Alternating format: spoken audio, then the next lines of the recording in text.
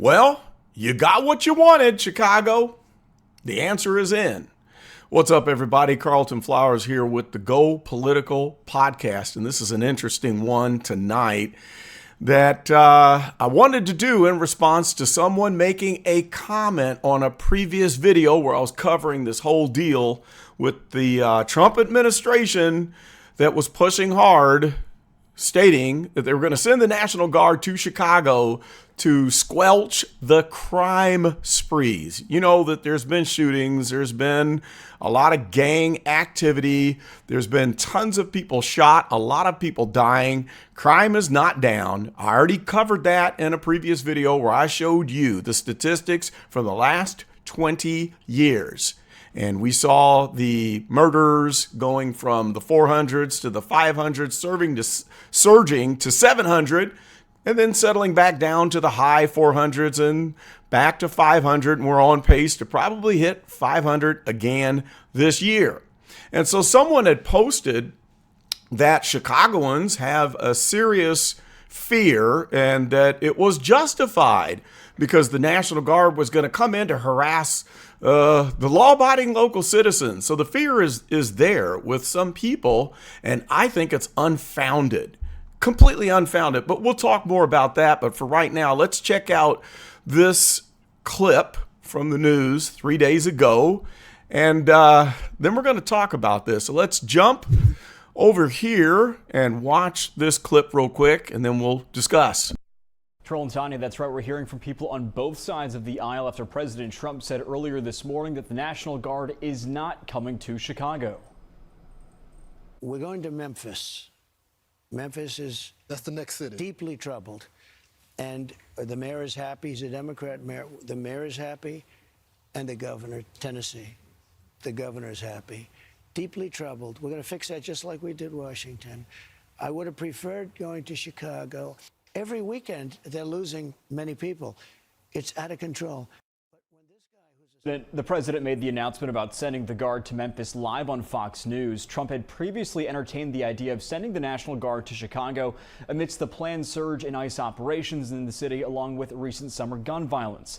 This morning, Trump said he had, quote, preferred to send the Guard to Chicago and added that he could, quote, fix Chicago. We spoke with 15th Ward Alderman Ray Lopez, who was a supporter of the Guard being deployed to the city.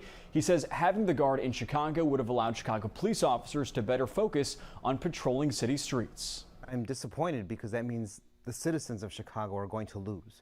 The victims of Chicago are going to be forgotten, and the criminals of Chicago are going to think that they now have scared the president from coming here to help put things back into place.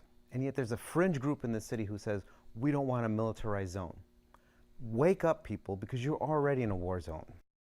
We reached out to Governor JB Pritzker's office after the news broke this morning. The governor posted on X, writing, quote, it's disturbing that the president is hell-bent on sending troops onto America's streets. Using those who serve in uniform as political props is insulting. None of this is normal. Now,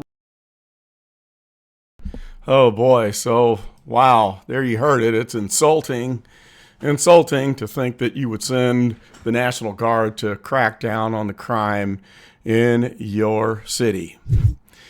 Wow. Okay, well, first off, did you notice that in that clip we saw a black man standing there in uniform, a member of the National Guard?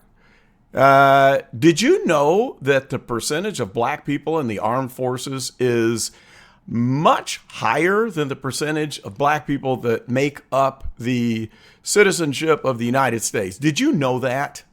So knowing that there's a hell of a lot more black people in the National Guard, many of which are from big cities, what makes you think that the National Guard, full of black people, would be deployed and come to Chicago to make life miserable for law-abiding black citizens? That's why I think that this whole fear of the National Guard showing up is completely unfounded. So you got your way. So the people that were against the intervention, which I think it's just because you despise Donald Trump and everything about the administration that you couldn't even fathom the thought of his administration sending in the troops to crack down on crime. That's the only reason that I could think of. It's purely political because you've been brainwashed to be against Donald Trump at all costs, no matter what the decision is. If it's good, if it's bad, whatever, you just got to be against it. Now, what are you left with? So he's not going to send the National Guard. He's going to go and try to clean up Memphis. And I can tell you right now, I've got good friends that live in Memphis who tell me that it is one of the worst crime-ridden areas in the United States, period. It's bad. It's probably worse than Chicago. So the people who are scared of the National Guard, you can breathe a deep sigh of relief. Thank goodness we won't have the evil National Guard coming to our city and roaming the streets and harassing citizens. So now you can be relieved that you'll be left alone at the mercy of the cartel and the gangs. That's right. I guess you'll feel much more safe now that you know the National Guard won't be fighting against the warlords.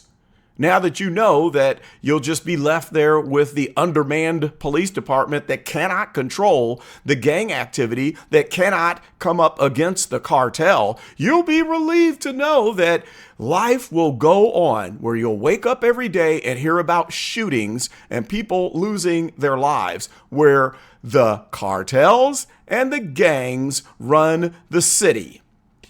So are you ready to elevate Mayor Brandon Johnson for being a hero, for fighting off the National Guard and resisting the evil dictator Donald Trump, so that you guys can be left at the mercy of the gangs and the cartels? Are you really happy about that?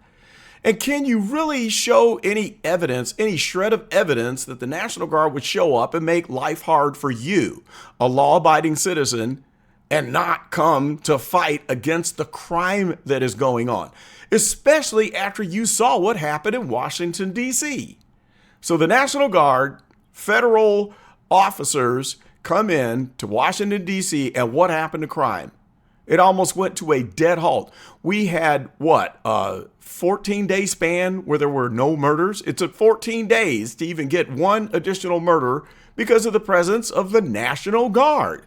And people, black residents, were commenting about how much safer they felt and how relieved they were that they could go to the train station or get around town and not worry about people out in the streets with AKs having gun battles and people dying. Collateral damage to people who are law-abiding citizens. What do you do with that? So here you have every bit of evidence to show that the National Guard coming in would not be to harass the citizens, because we saw this roll out in Washington, D.C., and we have the evidence. So is this an unfounded fear? I'd love to know from you. Do you think that it's an unfounded fear? And are you relieved now that the National Guard isn't coming? Are you satisfied to sit in that city and watch crime continue, where we know, because I'm going to do a deep dive on this, we know that the politicians are controlled by the cartel and the gang bosses? That's right. I said in a previous video that people don't even have the capability of announcing that they're running for office before they got to sit down with the mob bosses, the cartel bosses, and the gang warlords. They got to get permission before they can even make a single campaign sign to say, hey, vote for Joe Schmo. They can't do it without permission. And before they even have a chance to win, they've got to make agreements and promise the cartel and the gang warlords that they're going to keep the police out of their areas where they are doing business. Now, someone else posted an interesting comment on one of my previous videos, and they said that whenever you call 911 in Chicago, it takes the police an hour or two to show up. Now, of course, we know that they're undermanned, that there needs to be an additional 2,600 people replacing all the police that have been cut back on the police force. But the reason why it takes an hour or two for them to respond is because of the agreements that have been made with the cartel and the gang bosses. What are the agreements? Well, they sit down and tell them, keep the police out of our areas and don't come in cracking down on our guys that are out there making those drug deals in the streets, because we got money to make. And they have to agree with that before they can even run for office. And once they get into office, like Mayor Brandon Johnson, you better believe that they would not tolerate the mayor beefing up the police force. They can't do it. They cannot do it. That's why you see Brandon Johnson making excuses every day, claiming that, oh, we just need more federal funds for social programs.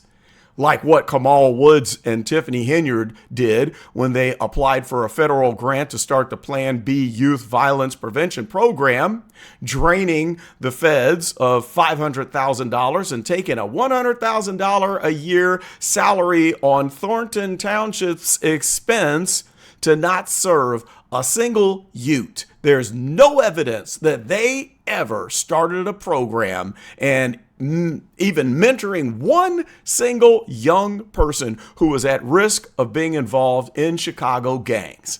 It's a money grab. So there's your proof right there. If that's not proof enough, wait till I do the deep dive and show you what I dug up. Proof from 11 years ago about what happens when these politicians run for office and the agreements that have to be made before they can step foot into any of those positions. That would include the mayor. It would include the city council, all of their staff. They can't come up against the cartel. That's why Chicago is the drug capital of the United States.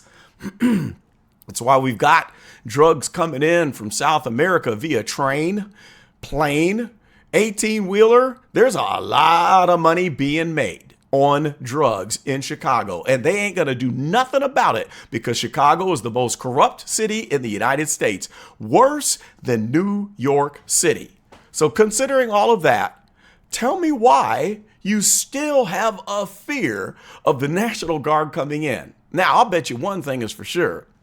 If Barack Obama was still the president and Barack Obama decided that he was going to send in the National Guard and crack down on that crime, I guarantee you, you wouldn't be out in the streets protesting against him calling out the National Guard.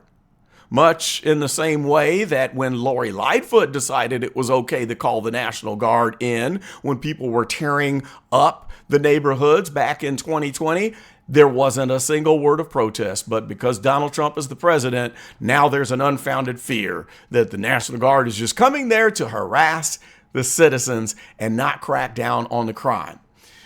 I don't know. Maybe there's just something that I'm not considering. Maybe there's some evidence out there that would prove me wrong, but I'd love you to prove me wrong. So answer these questions in the comments below. Why do you have this fear of the National Guard? I think it's unfounded, but can you show me how your fear is not unfounded, why it's legitimate?